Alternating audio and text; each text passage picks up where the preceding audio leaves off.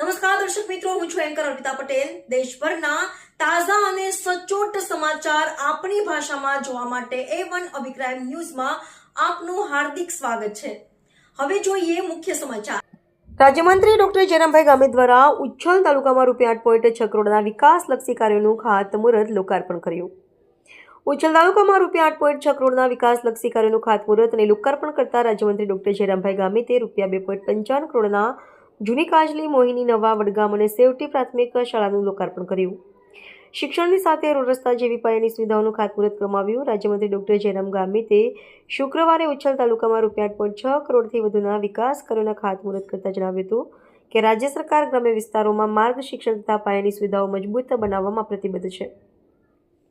વધુમાં તેમણે ઉમેર્યું કે બાળકો એ દેશનું ભવિષ્ય છે અને તેમને યોગ્ય વાતાવરણ પૂરું પાડવું એ અમારી પ્રાથમિકતા છે। નવા ઓરડાઓ શાળા બનવાથી ગ્રામ્ય વિસ્તારના વિદ્યાર્થીઓને હવે સારી સુવિધાઓ સાથે અભ્યાસ કરી શકશે।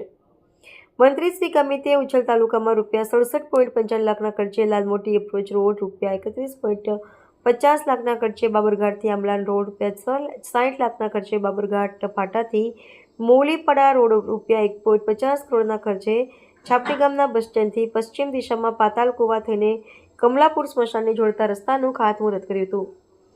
વધુમાં મંત્રીશ્રીએ ₹67.50 લાખના ખર્ચે વડપાડા નેશુ ગામથી ફિલિપાઇનના ઘર સુધી રોડ, ₹3.60 લાખના ખર્ચે નારણપુર ગામે લાઇબ્રેરીનું કામ, ₹80 લાખના ખર્ચે કરોડ પટેલ ફળિયાથી બેડાપાણી તળાવને જોડતો રસ્તાનું કામ તેમજ ₹34.60 લાખના ખર્ચે ગવાડ વિલેજ સરકારી શાળાથી શાકફળિયા રોડનું ખાતમુહૂર્ત કર્યું હતું। રિપોર્ટર સર્વર પાડવી, તાપી। વિધાનસભાના ઉચ્છલ તાલુકામાં સવારથી ખાતમુહૂર્તના અને લોકાર્પણના કાર્યક્રમો કરવામાં આવ્યા। એમાં ખાસ કરીને જે રસ્તાઓના કામ હતા એનું ખાતમુહૂર્ત કર્યું। ઉચ્છલ તાલુકાની જે અમારી સ્કૂલ બની જતી એમનું લોકાર્પણ કરવામાં આવ્યું।